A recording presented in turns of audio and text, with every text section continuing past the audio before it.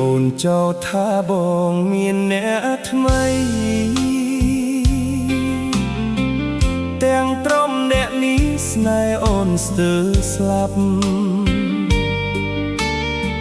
ហេតុអ្វីអូនអើយបងឈឺចាប់ដោយសារសម្ដីអូនបើអូនអស់ចិត្តគួរប្រាប់បងមិនគួរណាស្ងួនធ្វើបែបនេះទេ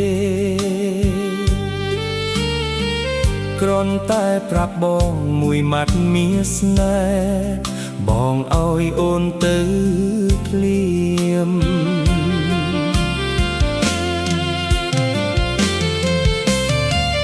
មិនទុកចិត្តគ្នាទេបែកគ្នាទៅមិនបាច់មងសើចោទនេះចោទនោះ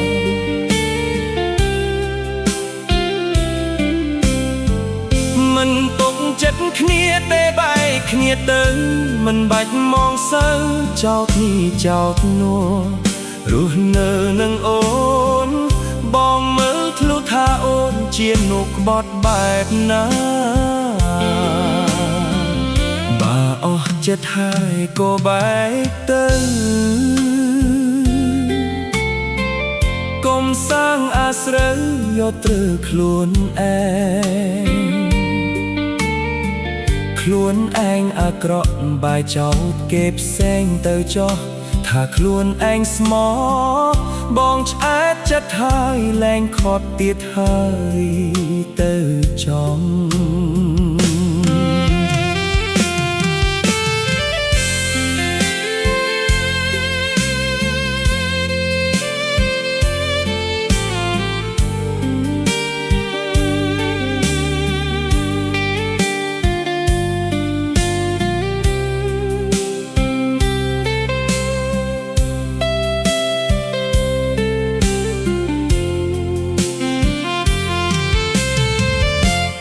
ចោទថាបងមានអ្នកថ្មី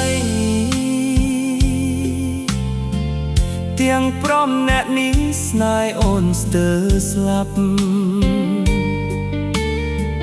ហេតុអ្វីអូនឲ្យបងឈឺចាប់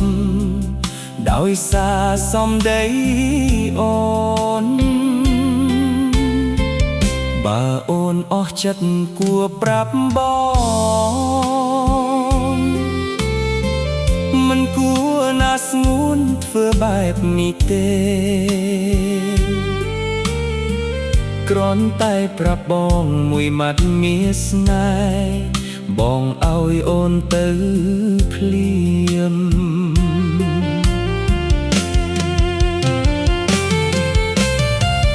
មិនទុកចិត្តគ្នាទេបែកគ្នាទៅមិនបាច់មងសើចោទនេះចោទនោះ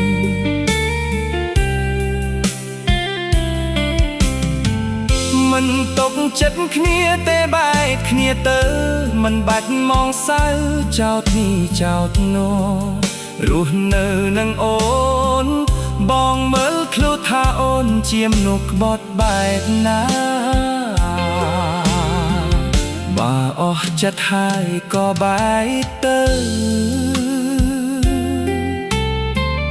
កុំសាងអាស្រូវយកត្រូវតែខ្លួនឯង